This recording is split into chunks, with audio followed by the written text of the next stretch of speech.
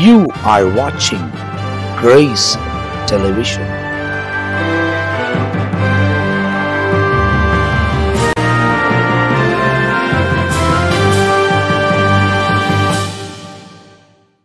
ஆண்டவரும் அருமை இரட்சகராக இயேசு கிறிஸ்துவின் நாமத்தினால் உங்கள் யாவரையும் அன்போடு கூட வாழ்த்துகிறோம், உங்களை வரவேற்கின்றோம். தேவனுடைய பெரிதான கிருபையால் சுவிசேஷம் என்ற இன்னொரு பகுதியில் உங்களை சந்திப்பதில் மிகவும் சந்தோஷம். தொடர்ந்து வசனங்களை அறிவிப்பதும் வசனத்தை பகிர்ந்து கொள்வதும் ரொம்ப சந்தோஷமா இருக்கு. உண்மையாகவே இந்த ஷூட்டிங் நடக்கும் போதெல்லாம் உட்கார்ந்து இந்த இடத்துல வசனங்களை பேசும்போது, ஊழியக்காரர்களோடு கூட இணைந்து பேசும்போது, அதில் உள்ள மறைப்பொருள்களை கேட்க கேட்க கேட்க ஆண்டவர் அநேக காரியங்களை வெளிப்படுத்துகிறார். போன பகுதியிலலாம் நீங்கள் பார்க்கும்போது, அதுக்கு முந்தின பகுதியை நீங்கள் பார்க்கும்போது, திடீர்னு பிஷப் ரெவரண்ட் பெனியஸ் அவங்க அந்த கழுதை பற்றி ஏராளமான காரியங்களை டப்பு டப்பு டப்புன்னு ஒன்று ஒன்றா சொல்லிட்டு வந்தாங்க. அப்போது ஒரு சம்பவத்தை குறித்து வேதம் முழுவதும் எவ்வளோ காரியங்களை தெரிந்து கொள்ள முடிகிறது என்பதை நாம் பார்க்கிறோம். அந்த கோணத்தில் நாம் வேதத்தை வாசிக்கும் போது நிறைய காரியத்தை தெரிந்து கொள்வது தெரிந்து கொண்டேன் என்பதற்காக மாத்திரமல்ல, தேவனுக்கு ஏற்ற ஒரு வாழ்க்கை முறையில் வாழ்வதற்காக. எனவே அந்த வாழ்க்கை முறையில் நாம் அர்ப்பணிக்கும் போது ஆண்டவர் நிச்சயமாய் மேன்மையான காரியங்களை செய்வார். நீங்கள் பார்த்தீங்கன்னா ஜான் பீட்டரை ஆகட்டும், மில்கே ஆகட்டும், இல்லை ஜெயக்குமாரை ஆகட்டும், நிறைய காரியங்கள் வசனத்திலிருந்து விளக்க அதன் மூலியமாக ஏராளமான காரியத்தை நாம் தெரிந்து கொள்கிறோம். எனவே இந்த நிகழ்ச்சியில் தொடர்ந்து நாம் வசனங்களை வாசிக்க போகிறோம். இந்த நிகழ்ச்சியில் நாம் மத்தேயு எழுதின சுவிசேஷம் 21ஆம் அதிகாரம் 33ஆம் வசனத்திலிருந்து 46ஆம் வசனம் வரை ஒரே ஒரு ஓமையை குறித்து தான் வேதத்தில் எழுதப்பட்டிருக்கிறது. இதை குறித்து தான் இந்த பகுதியில் நாம் தியானிக்க போகிறோம். ஊழியக்காரர்கள் அதில் உள்ள காரியங்களை நம்மோடு கூட பகிர்ந்து கொள்ள போகிறார்கள். வசனத்தை ஆராய்ந்து அறியுங்கள், அதனால உங்களுக்கு நித்திய ஜீவன் உண்டு என்று நீங்கள் அறிந்திருக்கிறீர்களே என்பதை இயேசு குறிப்பிட்டதை யோவான் 5ஆம் அதிகாரத்தில் 38ஆம் வசனம் 39ஆம் வசனத்துல அவர் எழுதுகிறதை நாம் பார்க்கிறோம். வசனத்தை ஆராய அதனால் நமக்கு நித்திய ஜீவன் உண்டு என்பதை நீங்கள் அறிந்து கொள்ளுங்கள். தேவனுக்கு ஏற்ற மாதிரி வாழ்வதற்கு நாம் அர்ப்பணித்துக் கொள்ளும் போது ஆண்டவர் நிச்சயமா நம்முடைய வாழ்க்கையில மேன்மையான காரியங்களை செய்வார். நம் நேரடியாக நிகழ்ச்சிக்கு போக போகிறோம். இந்த பகுதியை முதலாவது நம்மத்தில ஆரம்பிப்பதற்காக நம்மத்தில ரெவரண்ட் ஜான் பீட்டரை அவர்கள் பகிர்ந்து கொள்ள போகிறார்கள். மத்தேயு 21ஆம் அதிகாரம் 33. வேறொரு ஓமையை கேளுங்கள். வீட்டு எஜமானாகிய ஒரு மனுஷன் இருந்தான். அவன் ஒரு திராட்சை தோட்டத்தை உண்டாக்கி அதை சுற்றிலும் வேலி அடைத்து அதில் ஒரு ஆலையை நாட்டி கோபுரத்தையும் கட்டி தோட்டக்காரருக்கு அதை குத்தகையாக விட்டு புற தேசத்துக்கு போயிருந்தான். ஆண்டவர் இயேசு ஓமைகள் மூலமாக நேரடியாய் சொன்ன வார்த்தைகளும் உண்டு, கொஞ்சம் உட்கருத்தை உள்ளே வைத்து கொஞ்சம் ஜனங்கள் புரியும்படி அல்லது இன்னும் கொஞ்சம் தெளிவடையணும்னு மறைவாகவும் சொன்ன வார்த்தைகள். மத்தேயு 13ஆம் அதிகாரம் ஃபுல்லாக படித்து பார்த்தோம். 7 விதமான ஓமைகளை குறித்து கொடுத்த விளக்கங்கள் எல்லாம் பரலோகத்தை பற்றி தான், பரலோகத்தை பற்றி. ஆனால் இந்த இடத்துல சொல்லுகிற ஓமை என்ன? முழுமையாய் எருசலேமை பற்றி, எருசலேமை குறித்து தான். எருசலேமை குறித்து அப்படின்னா பரலோகம், பரலோகத்திலிருந்து வந்த ஆண்டவர், அவர் எங்கே பிறந்து வளர்ந்து வாழ்ந்தார், அந்த தேசத்தை உள்ள காரியம், அங்கே இருந்த யூத பிரிவுகள், தலைமை, இதை குறித்து தான் இந்த ஓமையின் கருத்து. இந்த கருத்துக்குள்ளே முக்கியமா அவர் தன்னை வெளிப்படுத்துகிறார், தன்னுடைய காரியமும் வருகிறது. இதை வார்த்தையை விளக்கமா படிக்கும்போது தெரியும். அப்ப என்ன சொல்றாரு? ஒரு எஜமான எல்லாத்துக்கும் பொறுப்பாளர். இந்த முழு உலகத்துக்கும் யார் எஜமான்? அப்படியே பிதாவாகிய தேவன், முழு உலகத்துக்கும். இப்ப இந்த இடத்துல அந்த எஜமானை முக்கியப்படுத்துகிறார். தோட்டம்னு வரும்போது பொறுப்பாளர் இருக்காங்க, தோட்டம். அப்ப இந்த இடத்துல அந்த ஓமையை சொல்லும் போது இஸ்ரவேல் தேசம் அத்திமரம் மட்டுமல்ல, இஸ்ரேல் நாட்டுக்கு திராட்சை தோட்டம் என்பது திருச்சபை அல்லது யூத சபை, இஸ்ரவேல் சபை. அது நாட்டுக்குரியது அத்திமரம், இது வீட்டுக்குரியது. அப்படின்னா வீட்டுக்கு வீடு திராட்சை பழத்தை பார்க்க முடியும், அங்க நிறைய இருக்கும், அங்க பார்த்துருக்குறோம். அப்ப சபை, இஸ்ரவேல் சபை. ஒரு டைம்ல பாத்தீங்கன்னா நம்ம பட்டணத்துல நிறைய முருங்கை மரம் எல்லா இடத்துல வீசப்பட்டிருக்கும், எல்லா இடத்துல இருக்கும். அது மாதிரி இஸ்ரவேல்ல வீட்டுக்கு வீடு வீடு இந்த திராட்சை கொடி. 3 காரியம் அங்கே முக்கியப்படுத்துவாங்க. ஒன்னு அத்தி மரம், இன்னொன்னு திராட்சை, 3வது ஒலிவ மரம். இது 3மே வித்தியாசமான ஆவிக்குரிய அர்த்தங்களும் இருக்கிறது. எழுத்தின்படியே இஸ்ரேல் நாட்டோடு சம்பந்தமான 3 மர வகைகள் அது. அப்ப அதுலதான் சொல்றாரு, நான் ஒரு வசனம் மட்டும் சொல்றேன், அப்புறம் இடைய நாம பேச முடியும். அப்ப அதுல சொல்றாரு, திராட்சை தோட்டத்தை உண்டாக்கி அதுல சுற்றிலும் வேலி அடைத்த தோட்டம் உண்டாக்கப்படுகிறதின் நோக்கம் என்ன? கனி கொடுப்பதற்கு. அப்ப கனி கொடுக்க வேண்டுமானால் பதப்படுத்த வேண்டிய அல்லது அது பயன்பட வேண்டுமானால் முயற்சி செய்ய வேண்டிய காரியங்கள் இருக்கு. இப்ப நீங்க சொல்லும் போது பாஸ்டர், இப்ப தோட்டம் என்பது அவன் ஏற்படுத்தின உடனே அதை சுற்றிலும் வேலி அடித்தான் என்று எழுத. அதான் அதை அடுத்த கட்ட பலன் வரணும்னா என்ன செய்யணும்? இடம் எவ்வளவுன்னு இடத்தை வகையறுப்பார்கள், அவங்களுக்கு சொந்தமான இடம். இப்போ நான் என்ன சொல்றேன் அப்படின்னா, ஆண்டவரை நோக்கி வரக்கூடியவர்கள் வசனத்தை விதைத்து, இப்போ எல்லாமே பாஸ்டருங்க அங்கங்க ஆண்டவர் திருசபைகளை கொடுத்திருக்கிறார். நம்மை நம்பி அனுப்பக்கூடிய அந்த ஜனங்கள் உள்ள வரும்போது தீய செயல்கள் அவங்களுக்குள்ள வராதபடி அவங்கள ஒரு எல்லைக்குள்ள வைத்து வளர்ப்பதுதான் ஆவிக்குரிய அர்த்தம் புரிந்து கொள்ளலாம். அவங்களுக்கும் ஒரு வேலி இருக்கணும், அப்படித்தானே? யோபு என்ற பக்தன் இருந்தாலும் அவனுக்குள்ளே சத்துரு நுழைந்த பிரச்சனையை உண்டு பண்ணாம வேலி அடைக்கப்பட்டிருந்தது. அப்ப வேலி இருந்தா சத்துரு மேற்கொள்ள முடியாது. அப்போ ஒரு திருசபையின் வேலிக்குள்ள இருக்கும் போது சாத்தான் நுழைந்து மற்றவங்களை சேதப்படுத்த முடியாது. ஆனா மற்றவங்களுக்கு எப்ப நம்ம இடம் கொடுக்கிறோமோ, இவர்கள் இடம் கொடுக்கிறார்களோ, அப்ப சேதப்படக்கூடிய வாய்ப்புகள் ஏற்படுது. இந்த சேதப்படாதபடிக்கு அதை கவனிக்க வேண்டியவர் யார்? பொறுப்பாளர், மெய்ப்பன், இல்ல இயேசு இத ஓமைய சொல்றது குறிப்பாக யூத மத தலைவர்களுக்காகவே பேசுறாரு. இப்ப பர்டிகுலரா இங்க பேசும்பொழுது யூத மத தலைவர்களுக்காகவே அதை சொல்லி அதனுடைய அர்த்தத்திலும் அதுல பேசுகிற காரியத்தை தெளிவா இருக்குது. என்ன சொல்றாருன்னா, இயேசு தேவனுடைய ராஜ்யத்தை 43வது வசனம் குறித்து அவர் பேசுறாரு. எஜமான் என்பது தேவனை குறிக்கிறது. அந்த தோட்டத்தின் எஜமான் தேவனை குறிக்கிறது. திராட்சை தோட்டம் இஸ்ரவேல் நாட்டை குறிக்கிறது. திராட்சை தோட்டம் என்பது இஸ்ரவேல் நாட்டை குறிக்கிறது. அதே போல வேலி என்பது மற்ற நாடுகளில் இருந்து பிரிந்திருப்பதை காட்டுகிறது. மற்ற நாடுகளுக்கும் இஸ்ரவேல் தேசத்திற்கும் ஒரு பிரிவு இருக்கிறது என்பது அந்த வேலி என்பதை அதை காட்டுகிறது.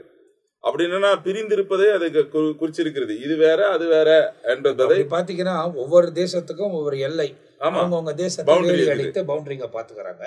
அந்த மாதிரி ஒரு பவுண்டரியை குறித்து இந்த இடத்துல சொல்லப்படுது. அதே போல இங்க கோபுரம் அல்லது காவல் கோபுரம் அப்படின்னு சொல்லி அது எதிரியிடமிருந்து நாட்டை காப்பதற்கு அக்கறை உள்ளவர்கள் அங்க கோபுரம் கட்டி, இப்போ கூட டெரரிஸ்டுங்க வராங்களான்னு சொல்லி எல்லாம் இந்த பவுண்டரியில எல்லாம் நீங்க பாத்தீங்கன்னா உயரமான ஸ்தலத்துல கோபுரம் கட்டி அது மேல ஒரு செக்யூரிட்டி உட்காந்துப்போம். நம்ம ஏர்போர்ட் போனோம்னா கூட அங்க மிலிட்டரிக்காரன் ஆர்மிக்காரன் இருக்கிறானே தெரியாது, மூட்டைங்களை அடிக்கிட்டு அதன் மத்தியில உட்காந்து எல்லாரையும் வாட்ச் பண்ணினே இருப்பாங்க. என்னதான் சிசிடிவி காரன் இருந்தாலும் கன்மேன் உட்கார்ந்து உயரமான ஒரு இடத்துல இருந்து வாட்ச் பண்ணுவாங்க. கோபுரம் என்பது எதிரியிடம் இருந்து நாட்டை காப்பதற்கான அக்கறையை காட்டுகிறது. அதே போல ஆலை என்பது இங்க வருகிறது, அது அறுவடைக்கான எண்ணத்தை குறிக்கிறதா இருக்கிறது. ஆலைனா அறுவடை செஞ்சு ஆலையில வைப்பார்கள் என்பது. தோட்டக்காரர் என்பது நாட்டு தலைவர்கள் என்று பொருள் போட்டதாக இங்க பண்டிதர்கள் காணப்படுகிறார்கள். தொடர்ந்து ஐயா பேச. இதுல இன்னொரு விஷயத்தையும் நம்ம பார்க்கணுங்க. இவர் ஒரு உவமையை சொல்லும்போது அவர் சொல்லுகிற ஒரு காரியத்தை பாருங்க. ஒரு அவன் ஒரு திராட்சை தோட்டத்தை உண்டாக்கி அதை சுற்றிலும் வேலி அடைத்து அதில் ஒரு ஆலையை நாட்டி கோபுரத்தையும் கட்டி தோட்டக்காரனுக்கு அதை குத்தகையாக விட்டு அப்படின்னு இருக்கு. இதையே ஏசாயா தீர்க்கதரிசி 5வது அதிகாரத்துல நம்ம பார்க்க முடிகிறது. என்னன்னு கேட்டா இங்க பாருங்க, 5வது அதிகாரம் 1வது வசனத்துல, நான் என் நேசரிடத்திலே அவருடைய திராட்சை தோட்டத்தை குறித்து என் நேசருக்கேற்ற ஒரு பாட்டை பாடுவேன். என் நேசருக்கு மகா செழிப்பான மேட்டிலே ஒரு திராட்சை தோட்டம் உண்டு. 2வது வசனம், அவர் அதை வேலி அடைத்து, முதலாவது தோட்டத்தை சுற்றிலும் வேலி அடைக்கிறார். வேலி அடைக்க காரணம் என்னன்னு கேட்டா, இது எனக்கு சொந்தம், அப்போ வேலி இருந்தாதான் யார் அந்த வேலி அடைச்சிருக்காங்களே இவருக்கு சொந்தம். அப்போ ஒரு விதத்துல இந்த வேலி என்பது ஒவ்வொரு கிறிஸ்தவனுக்கும் இருக்கக்கூடிய ஒன்று. ஆமா, நமக்கு ஒரு பவுண்டரி கண்டிப்பா இருக்கணும். நமக்குன்னு ஒரு எல்லை இருக்குது. எல்லையை தாண்டி நம்ம எதுவும் போயிடக்கூடாது. ஒண்ணு, அதனால்தான் அப்போஸ்தலனாகிய பவுல் சொல்றாரு ஒரு இடத்துல, எனக்கு எல்லாம் செய்ய அதிகாரம் இருந்தாலும் எனக்கு எல்லாம் தகுதி ஆகிறாது, தகுதி இல்லையே. அப்போ வேலி அடைக்க இன்னொரு காரணம் என்னன்னு கேட்டா, வெளியில் இருக்கதான மிருகமோ அல்லது சத்ருவா என்ன செய்யக்கூடாது, உள்ள வந்துடக்கூடாதுன்னு தான் என்ன செய்யறாங்க, வேலி அடைக்கிறார். ஐயா சொன்ன மாதிரி யோபையும் அவனுக்கு உண்டான யாவற்றையும் சுற்றி என்ன பண்ணியிருக்காங்க, வேலி அடைக்கிறார். வேலி அடைத்து அதில் உள்ள கற்களை பொறுக்கி, கல் இருந்தா என்ன ஆகும், மத்தேயு நம்ம வாசிக்கிறோம் 13வது அதிகாரத்துல, கற்கள் நிறைய இருந்தா வேர் உள்ள போக முடியாது, பலன் கிடைக்காது. அப்போ கற்களை பொறுக்கினாக்கா வேலியை அடைத்த பிறகு தேவையில்லாதது ஆண்டவர் என்ன பண்றாருங்க, எடுத்து போட்டுறாரு. அப்போ நம்மை சுற்றி தேவன் வேலி அடைக்கிறது மாத்திரம் அல்ல, நம்முடைய சுபாவங்கள், நம்முடைய சுபாவத்தில் இருக்க தேவையில்லாத, அதாவது கல்லுன்னு சொல்லும் போது ரொம்ப ஸ்ட்ராங், சில காரியெல்லாம் நமக்குள்ள, சில பழக்கங்கள் எல்லாம் கடினமா நமக்குள்ள இருக்கலாம். அந்த கடினமான காரியங்கள் எல்லாம் நம்ம விட்டு வெளியே எடுத்து போட்டுறாரு. போட்டுட்ட பிறகு அதே ஏசாயா 5வது அதிகாரத்துல அதுல நற்குல திராட்சை செடிகளை நட்டு, அதான் நற்கனி தரக்கூடிய திராட்சை செடிகளை நட்டாரு. அப்போ நட்டு அதன் நடுவிலே ஒரு கோபுரத்தை கட்டி, ஐயா சொன்ன மாதிரி கோபுரம் எதுக்குன்னு கேட்டா பாதுகாப்பு, எதிரி உள்ள வந்துடக்கூடாது. என்னுடைய சபையில ஒரு நபர் இருக்காரு, இப்போ அவரு ஜம்முல இருக்காரு. அவர் வந்து BSF பார்டர் செக்யூரிட்டி போர்ஸ்ல இருக்காரு. அப்ப என்னன்னு கேட்டா, அந்த பார்டர்ல இருக்கிறவங்க என்ன செய்யக்கூடாது, உள்ள வந்துடக்கூடாதுன்னு சொல்லிட்டு அவர் பார்டர்ல இருக்காரு. அந்த பார்டர்ல இருக்கும்போது நம்ம மெல்கியா சொன்ன மாதிரி கோபுரங்களை கட்டி என்ன செய்யறாங்க, மற்றவங்க யாராவது எதிரி வரானா அப்படின்னு. இதே போலதான் இங்கேயும் என்ன செய்யறாராம், ஒரு கோபுரத்தை கட்டி அதில் ஆலையும் உண்டாக்கி, என்ன கேட்டா வர கனியை என்ன பண்ணும், அது எண்ணெயாக புழிந்து எடுத்து அதை எண்ணெயாக மாற்றணும். அப்போ ஆலையும் வைத்து அதில் நல்ல திராட்சை பழங்களை தரும் என்று காத்திருந்தாராம். எல்லாம் செய்யிட்டாரு. இப்ப இது என்ன பண்ணும், நல்ல கனி. ஒரு சின்ன விஷயம் இதுல இருந்து வந்து நான் புரிந்து கொள்றது, இப்ப நீங்க பேசும்போது எனக்கு தோன்ற விஷயம் என்னன்னா, ஒருத்தனை தேவன் திருசபைக்குள் கொண்டு வந்த உடனே, ஆண்டவர் கொண்டு வந்த உடனே அவனுக்கு ஒரு வேலியை அடித்து அவனுக்குள்ள கர்த்தருடைய வசனமை கோபுரமாய் கட்டி பாதுகாக்கப்பட்டு, சத்துரு எந்த விதத்திலும் யார் மூலியமா அவங்களுக்குள்ள கொண்டு வராதபடி அவனுக்குள்ள இருக்கிற கடினமான சூழ்நிலைகளை வெளியெறிந்து விட்டு அவங்கிட்ட கனி எதிர்பார்க்க. ஆனா வசனம் பாருங்க, அங்க ஒரு வேதனையா இருக்கு. அதுவோ கசப்பான பழங்களை தந்தது. ஆனா தேவனுடைய எதிர்பார்ப்பு நல்ல கனிகளை, வேற நற்கனி கொடுக்கணும் எதிர்பார்க்கிறாரு. ஆனா இதுவோ கசப்பான கனியை தந்தது. எருசலேம் குடிகளே, யூதாவின் மனிதரே, எனக்கும் என் திராட்சை தோட்டத்திற்கும் என்னையா இது நியாயம், நான் எல்லாத்தையும் செய்தேன். ஆனா அவங்க என்ன பண்ணாங்க, கசப்பை வெளிப்படுத்தினார்கள். அப்போ இங்க சொல்றதும் அதுதான். ஆண்டவர் தோட்டத்தை வச்சாரு, காலம் சமீபமாயிடுச்சு, கனிகள் கிடைக்குமா, அந்த கனிகளை வாங்கி கொண்டு வர்றதுக்காக ஆட்களை அனுப்பும்போது அவர்கள் என்ன செய்யறாங்க, தங்களுடைய சுபாவத்தை வெளிப்படுத்துகிறார். அப்ப இது இப்ப இந்த காரியங்கள் வரும்போது இதை கூடுதலா இன்னும் இந்த இடத்துல நம்ம தெரிஞ்சுக்கணும். அதாவது இந்த பகுதியில் ஆண்டவர் சொல்றது என்ன நம்ம பார்க்கிறோம் அப்படின்னு சொன்னா, பிதா தோட்டக்காரர், அந்த தோட்டத்திலே ஜனங்களை வைத்து கனிகளை, ஆத்துமாக்களை அறுவடை செய்து அதை எடுக்க வேண்டிய காலத்துல கனிகளை வாங்கி வரும்படியா தீர்க்கதரிசிகளை அனுப்புகிறார்கள். ஆனா அவங்களும் என்ன பண்றான், அந்த தோட்டத்தை குத்தகைக்கு எடுத்துவன் அவங்கள ஒரு ஒருத்தரா வெட்டி போட்டுறான், என்கிட்ட கனி கேட்கிறான். அப்போ அவன் தோட்டக்காரர் நினைக்கிறாரு, இவங்களதான் இப்படி பண்ணான, சரி சொந்த மகனையா அனுப்பினாலாவது அவர்களுக்கு பயப்படுவார்கள் நினைச்சு அவனை அனுப்புனா, மகனுக்கும் அப்படியே மாதிரி பண்றாங்களாம். அப்பதான் இயேசுவை குறிப்பிடுகிறார். இயேசுவை மறைமுகமா ஊமையா அவரை குறிப்பிடுகிறார். அதான் மோசே தலைவரை வச்சாங்க, நிராகரிச்சாங்க. தீர்க்கதரிசியில கொண்டு வந்து உபதேசித்தாங்க, கொண்டு போட்டாங்க. இப்படி ஒவ்வொருவரையும் கொண்டு வந்து, அதாவது நம்ம பார்க்கும் போது நியாயாதிபதி காலங்கள் அவங்கள கொண்டு வந்தாரு, ராஜாக்களை கொண்டு வர்றாரு, மோசையை கொண்டு வர்றாரு. அப்போ ஒவ்வொருத்தரும் எல்லாரும் கடைசியா யோவான் ஸ்நானகனை கொண்டு வந்தாங்க, அவனையும் கொண்டுட்டாங்க. கடைசி சொந்த குமாரன் யாரு, இயேசு. அந்த இயேசுன்னு வரும்போதுதான் ஆகாது என்று தள்ளின கல்லை மூளைக்கு தலை, அது இயேசு. இயேசு சொல்றாரு, கடைசியில இயேசுவை கொன்னுடுறாங்க. அப்ப இதை சொன்ன பிறகுதான் இது நடக்க போகுது, என்ன இப்படி பண்ண போறீங்க, ஆரம்பத்துல இருந்து இப்படி பண்ணிட்டீங்க, இப்ப என்னையும் நீங்க இப்படி பண்ணிட போறீங்க. இதை சொன்ன பிறகு அவன் எப்பவுமே ஒருத்தவன் தப்பு செய்யறவன் பிளான் பண்றவனுக்கு அதை குறித்து சொல்லும் போது கண்டிப்பா புரியும். அப்புறம் கடைசியில சொல்றாங்க, தங்களை குறித்து தான் இதை சொல்றாங்கன்னு சொல்லிட்டு இன்னும் சேர்ந்து கொலை செய்ய வகை தேடுறாங்க. அப்போஸ்தலர் 7:52 வசனத்துல, தீர்க்கதரிசிகளில் யாரை உங்கள் பிதாக்கள் துன்பப்படுத்தாமல் இருந்தார்கள், நீதிபரருடைய வருகையை முன்னறிவித்தவர்களையும் அவர்கள் கொலை செய்தார்கள். இப்பொழுது நீங்கள் அவருக்கு துரோகிகளும் அவரை கொலை செய்த பாதகரமா இருக்கிறீர்கள். ஸ்தேவான் சொல்றான். இத பேசும்பொழுதுதான் மூர்க்கம் அடைந்து அவனையும் கொல்றாங்க. நீங்க சொல்ற போல இப்ப இந்த உண்மை அத்தனையும் இந்த 7ஆம் அதிகாரத்துல அந்த சம்பவத்துல இதுலயே முழு விளக்கம் வரும். ஆமா, அது மட்டும் இல்லாம இதுல நீங்க பார்த்தீங்கன்னா சொன்ன மாதிரி வந்த எல்லா தீர்க்கதரிசிகளும் கொலை செய்தார்கள். அடுத்து என்ன பண்றாரு, தன்னுடைய சொந்த குமாரனே அங்கே அனுப்பும் போது அவரே என்ன பண்றாங்க, கொலை பண்றாங்க. அதற்கு அடுத்துதான் 2ஆம் வருகை குறித்து அங்க சொல்லப்படுது. ஆனா ஒரு விஷயம் நான் ஃபர்ஸ்ட், இப்போ அந்த இடத்துல மற்ற தீர்க்கதரிசிகள் ஒருவேளை எலியா எடுத்துக்கொள்ளப்பட்டார், அவருக்கு அவர் எடுத்துக்கொள்ளப்பட போகிறது அவருக்கு தெரிந்திருந்தது. அதே போல இயேசு மரணம் அடைந்து அவர் உயிர்த்தெழ போகிறார், அதுவும் அவருக்கு தெரிந்தது.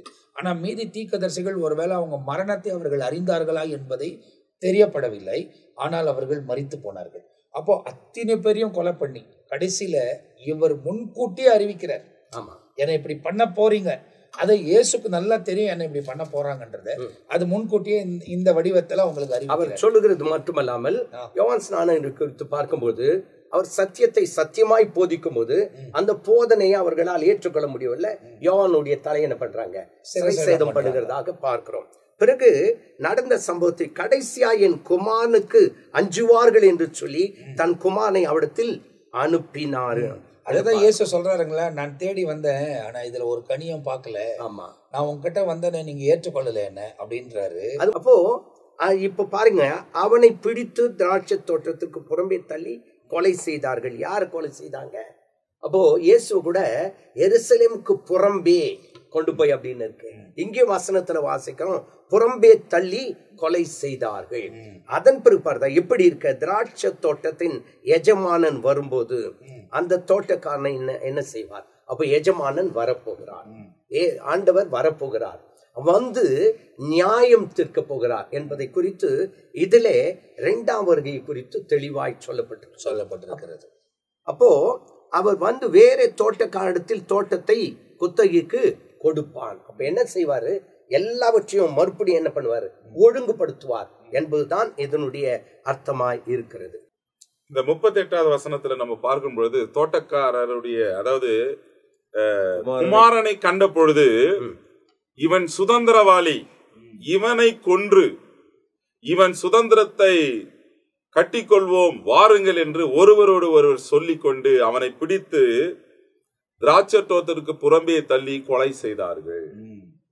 அப்ப பாருங்க, இது இயேசுவுக்கு நடக்கிற சம்பவிக்க போகிற காரியங்களை குறித்து தான் வேதத்துல ஆண்டவர் இதை தெளிவா சொல்றார். மத்திய 2ஆம் அதிகாரத்துல 13ஆம் வசனத்துல இருந்து நம்ம பார்க்கும் பொழுது, அதாவது அவர்கள் போன பின்பு கர்த்தருடைய தூதன் சொப்பனத்திலே யோசேப்புக்கு காணப்பட்டு, ஏரோது பிள்ளையை கொலை செய்ய வகை தேடுவான், நீ எழுந்து பிள்ளையையும் அதன் தாயும் கூட்டிக் கொண்டு எகிப்து தேசத்துக்கு போ. அதாவது தோட்டக்காரர் இப்போ ஏற்கனவே பிள்ளையா இருக்கும்போது இயேசுவை காப்பாற்ற வேண்டிய சூழ்நிலையில பரலோகம் செயல்பட்டு அனுப்பி வச்சிச்சு. ஆனா இப்போ பெரிய காரியத்தை சந்திக்க போகிறார், பரலோகம் கூட நிக்குது, ஆனா அவர் சந்தித்தே ஆக வேண்டும் என்ற ஒரு நிபந்தனை. ஆமா, அதாவது பிதாவுடைய திட்டத்தை சாத்தான் அழிக்க என்னென்னவோ வகை தேடினான். எப்போ இயேசு பிறப்பிலிருந்தே வகை தேடினான். குழந்தையா இருக்கும் போதே சாகடிச்சுன்னு இருந்தா 2 வயதுக்குட்பட்ட பிள்ளைகள் எல்லாம். அப்ப ஆண்டவர் எச்சரிக்கப்பட்டு தான் அவங்களை ஈஜிப்டுக்கு அனுப்பிச்சிடாரு. வேலை வரணும்னு. அந்த வேலை, என் வேலை இன்னும் வரவில்லை, வேலை வந்த போதோ. அதனாலதான் அந்த 2 வயசுல 1 வயசுலயும், அதாவது ஒருவேளை யோசேப்பு இல்ல மரியாதை, எவ்வளவு மறைச்சு ஆண்டவர் அந்த உலகத்துல கொண்டு வந்திருப்பாரு. இவங்க மூலியமா தான் வரன்றது சாத்தானுக்கு தெரியவே தெரியாது. இல்லைன்னா அவங்கள கூட ஏதாவது பண்றதுக்கு திட்டமிட்டு இருப்பான். ஆனா ரொம்ப கிளியரா ஆண்டவர் மறைச்சு வச்சு அந்த பர்டிகுலர் டைம் வரும்போது அவங்களை வெளியே கொண்டு வர. அதுக்கு அவங்க பேரை கெடுக்க பண்ணாங்க இல்லையா? ஆமா ஆமா, பேரு கெடுக்கிறதுக்கு அந்த இடத்துல. இங்கே நம்ம அப்படியே தொடர்ச்சியா பார்க்கும் பொழுது ஆகாது என்ற 42வது வசனம், இயேசு அவர்களை நோக்கி, இப்ப இந்த காரியத்தை அவர் சொல்லிட்டு பிற்பாடு அவர் சொல்றார், ஆகாது என்று சொல்லப்பட்ட கல். நம்ம 41 பார்க்கும்போது, அதற்கு அவர்கள் அந்த கொடியரை கொடுமையாய் அடித்து ஏற்ற காலங்களில் தங்களுக்கு கனிகளை கொடுக்கத்தக்கதாக வேற தோட்டக்காரரிடத்தில் திராட்சை தோட்டத்தை குத்தகையாக கொடுப்பான். இது ஒன்னு விளங்குது, புறஜாதிகள் ரட்சிப்பு. ஆமா, இப்ப அதுதான் ஆண்டவர் சொல்றாரு பாருங்க. அதான் யாருக்குன்னா ஆண்டவர் இது சொல்லும் பொழுது கடைசியில சொல்றாரு, சொந்த பிள்ளைகளுக்கு சொந்தமானதுக்கு அனுப்பினாரு, கடைசியா வந்து பாவிகளும் விபச்சாரக்காரன் அவன் உங்களுக்கு முன்ன பரலோக ராஜ்யத்துல இருக்கிறான்னு சொல்றாரு. அப்போ ரட்சிப்பு அந்த ஸ்லாக்கியம் எல்லாம் நமக்கு கொடுக்கப்படுகிறது. ஆனா அந்த கடைசி மணி நேரத்துல பாவிகள் நமக்கு முன்பாக பரலோகத்துக்கு போயிடுவாங்களாம். இன்னைக்கு சில பேர் பரலோகத்திற்கு போன சொல்லுவாங்க, அதிசயங்கள் காத்து இருக்க போறது. என்னன்னா, யார் நான் பரலோகத்துக்கு போவேன்றாங்களோ அவங்க போக மாட்டாங்களாம். இவெல்லாம் போவானா, இவெல்லாம் பாவி விபச்சாரம் வேசிதனத்துல வாழறாங்கன்னு பார்த்தா சர்ப்ரைஸ் என்னன்னா அவங்க தான் பரலோகத்தில் இருப்பாங்களாம். 3வது அதிசயம் என்னன்னா, நம்மளே பரலோகத்தில் இருப்போமா. அது என்ன ஒரு விஷயம் என்னன்னாக்கா, அந்த காரியத்தை சொல்லும் போது அந்த பாவிகள் அவங்க வந்து எங்கேயாவது ஒரு வாய்ப்பு கிடைத்து அவர்கள் தன் இருதயத்தை இயேசுக்கு ஒப்பு கொடுத்து மனம் திரும்பி இருப்பாங்க. அப்படி மனம் திரும்புற பட்சத்துல அவங்களுக்கு அந்த ரட்சிப்பின் சந்தோஷத்துக்குள்ள தேவன் கொண்டு போயிடுறாரு. ஆனா நான் நீதின்னு சொல்லக்கூடியவர்கள் நிறைய அநீதியான காரியங்களை செய்து கொண்டே தன் நீதி பேசுகிறபடியால் அவர்கள் கைவிடப்படுவார்கள் என்பதை அந்த இடத்துல நமக்கு சுட்டி காண்பிக்கிறது. அதுதான் இந்த வசனத்துல அதைத்தான் சொல்லுகிறது. அதாவது எதிர்பார்ப்பு, தங்களை நீதிமான்கள் என்று சொல்லுகிறவங்க அங்க இருக்க மாட்டாங்க. இப்போ ஆண்டவர் வந்து அந்த ஆப்பர்ச்சுனிட்டி எல்லாம் கொடுக்கிறாரு. அவன் தோட்டக்காரன் அந்த கனிய அந்த எஜமானுக்கு ஒப்படைக்கவில்லை. வந்தவர்கள் எல்லாம் சித்திரவதை போய் கொன்று விடுகிறான். கடைசியா குமாரனையும் கொன்று போட்டா இது எல்லாம் நமக்குரியதா? அது வந்து பிசாசை காட்டுகிறது.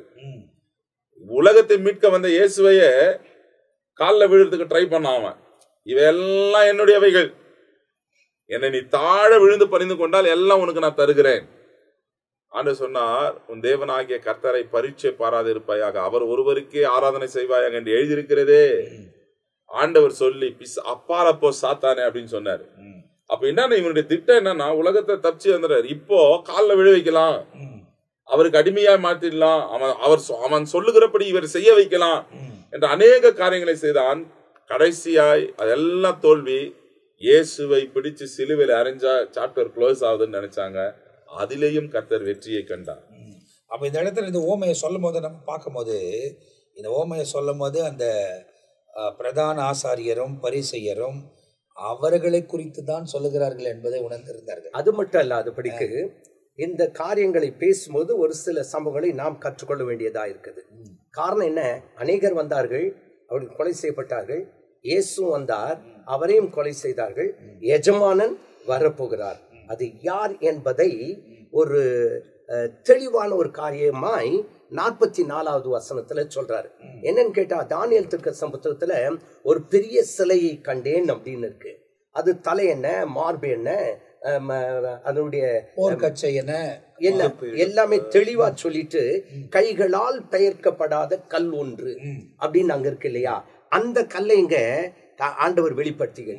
அந்த இந்த கல்லின் மேல் விழுகிறவன். அப்ப யார் அந்த கல் அப்படின்னு பார்த்தா, கிறிஸ்துவே, கைகளால் பெயர்க்கப்படாத கல். 2வது வரப்போகிற இயேசு ஆகிய கல். அப்போ அவரை யாராலையும் என்ன செய்ய முடியாது, அதுதான் ஜெயிக்க முடியாத எல்லா சாம்ராஜ்யத்தையும் தாண்டி கடைசி இருமம் களிமண் உள்ள காரியத்தில் நம்ம இருக்கிறோம். ஆமா, இவைகள் எல்லாம் முடிய வரும்போது கிறிஸ்து மீண்டுமாய் வந்து எல்லா சாம்ராஜ்யத்தையும் அழித்தவர் இந்த கடைசி சாம்ராஜ்யத்தை அழித்து தம்முடைய அரசாங்கத்தை, தன்னுடைய ஆட்சியை இந்த உலகத்துல அதுல தெளிவா சொல்லுகிறது. இந்த கல்லின் மேல் விழுகிறவன் நொறுங்கி போவான். இது எவன் மேல் விழுகிறதோ விழுமோ அவன் நசுங்கி போவான். அப்ப என்ன அர்த்தம்? அந்த கல்லை ஜெயிக்கிறதுக்கு ஒருவனால யாராலுமே முடியாது. அந்த கல் தான் உயர்த்தப்படும். அந்த கல்லோவென்றால் பெரிய பர்வதமாகி அப்படின்ற அந்த வார்த்தை, அந்த வசனத்தின் காரியங்கள் தான் இங்க வெளிப்படுகிறது. காரணம் இல்லாம பாருங்களேன், இங்க அதெல்லாம் சொல்லிட்டு கடைசியில கல்லுன்றாரு. அப்ப சம்பந்தம் இல்லாத மாதிரி தருது. ஆனா இந்த உவமைக்கு சரியான சம்பந்தம் உள்ள ஒரு வசனமா இருக்குது. என்கிட்ட வந்த எல்லாரையும் கொன்னுட்டாங்க, தன் குமாரனையும் என்ன பண்ணாங்க, கொன்றார்கள். பிறகு என்ன பண்றாரு, எஜமானன் வருகிறார். அந்த எஜமானன் ஒரு கல்லை போல, அல்லது கைகளால் பெயர்க்கப்படாத ஒரு கல்லை போல எஜமான் என்ன செய்ய போறார், எக்கால சத்தத்தோடு கூட அவர் இறங்கி வரப்போகிறார். அவரை ஜெயிக்க யாராலுமே முடியாது. வசனம் தெளிவா சொல்லியிருக்கு. கடைசி யுத்தம், அந்த யுத்தத்திலையும் இவர் ஜெயக்கொடியை நாட்ட போகிறார். அந்த யுத்தத்துல நாமும் இருந்து அந்த ஜெயக்கொடியை ஏற்ற கர்த்தர் நமக்கு உதவி செய்ய வேண்டும். இதுல இன்னும் கூடுதலான தகவல் இருந்தா பாஸ்டர் சொல்லலாம்.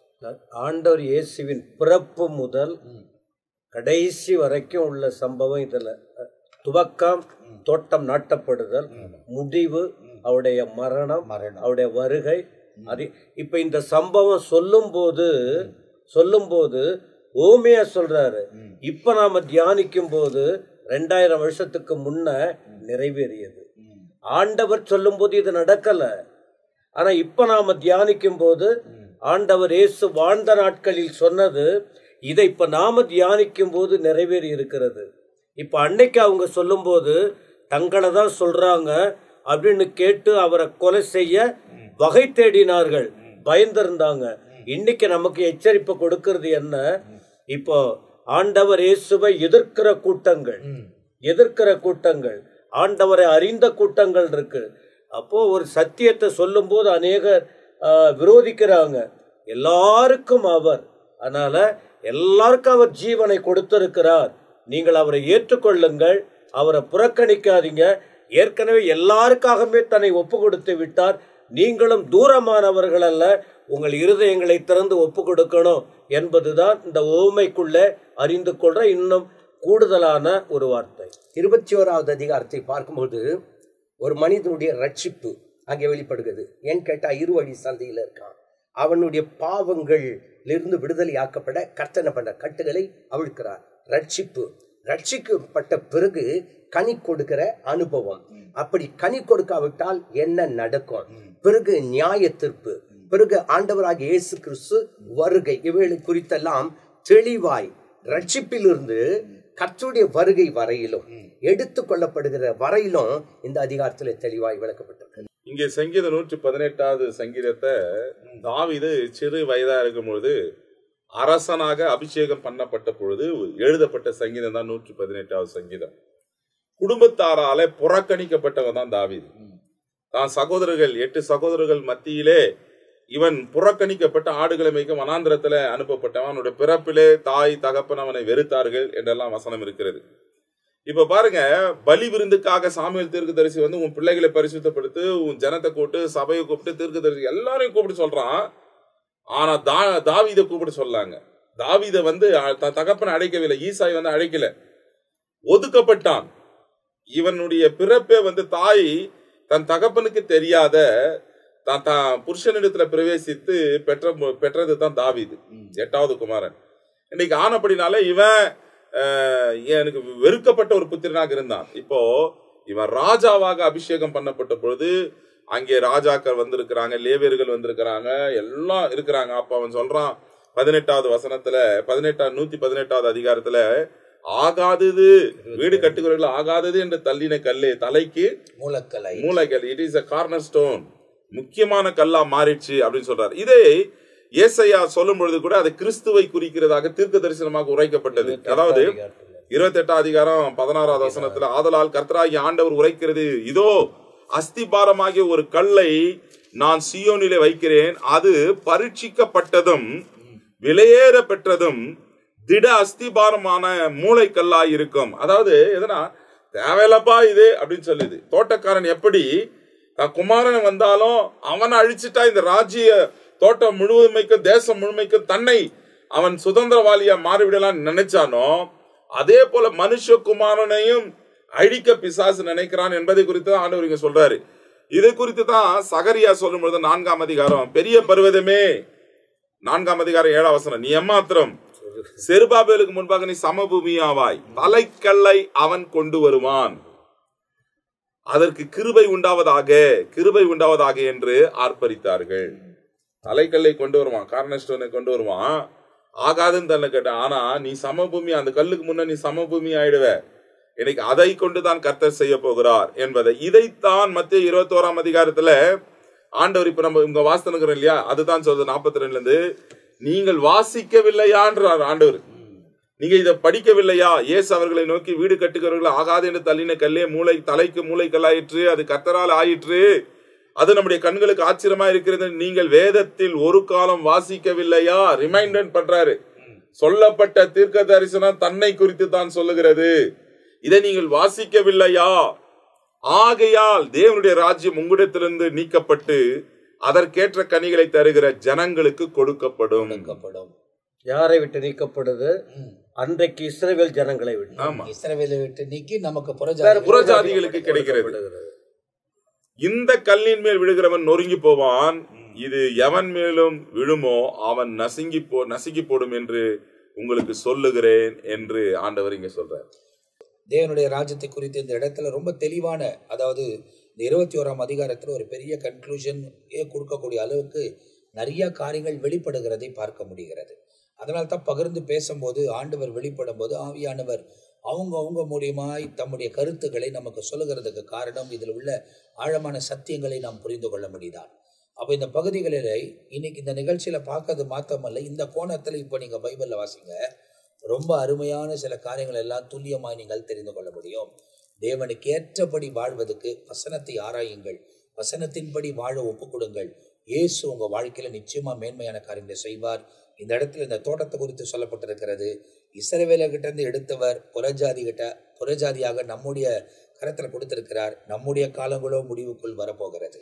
அப்போ இந்த முடிவுக்குள்ள தான் நாம் இருக்க போகிறோம். இந்த அடையாளங்கள் எல்லாம் நமக்கு காண்பிக்கப்படுகிறதுக்கு காரணம், இந்த தோட்டத்தின் முடிவு வருகிறது. அந்த கல் ஆனது பூமி முழுவதும் வந்து நிரப்பி எல்லாத்தையும் அடித்து தன்னுடைய ராஜ்யத்தை ஸ்தாபிக்க போகிறது. அந்த ராஜ்யத்துக்குள் நாம் நிலைத்திருக்க வேண்டுமானால் உண்மையும் உத்தமமாய் வாழ வேண்டும், பரிசுத்தமாய் வாழ வேண்டும், தேவனுக்கு ஏற்ற நியமங்களை கைக்கொள்ள வேண்டும். இயேசு நம்முடைய வாழ்க்கையில மேன்மையான காரியங்களை செய்வார். எனவே இந்த பகுதியில் இவைகள் எல்லாம் விளக்கப்பட்டிருப்பது ரொம்ப சந்தோஷமா இருக்கிறது. அடுத்த பகுதியில 22ஆம் அதிகாரம் முதல் கொண்டு நாம் வாசிக்க போகிறோம். தேவனுடைய ஊழியக்காரர்கள் தன்னுடைய நேரங்கள் எல்லாம் ஒதுக்கி தொடர்ச்சியா நம் மத்தியில வசனங்களை போதிக்கிற வருகிறபடியில் நான் கர்த்தரை ஸ்தோத்தரிக்கிறேன். தொடர்ந்து ஆண்டவர் நம்மை வழிநடத்துவார். மீதியான காரியத்தை அடுத்த எபிசோட்ல பார்க்க போகிறோம். அதுவரை நாங்கள் எல்லாரும் உங்ககிட்ட விடை பெறுகிறோம். கர்த்தர் உங்களை ஆசீர்வதிப்பாராக. ஆமென்.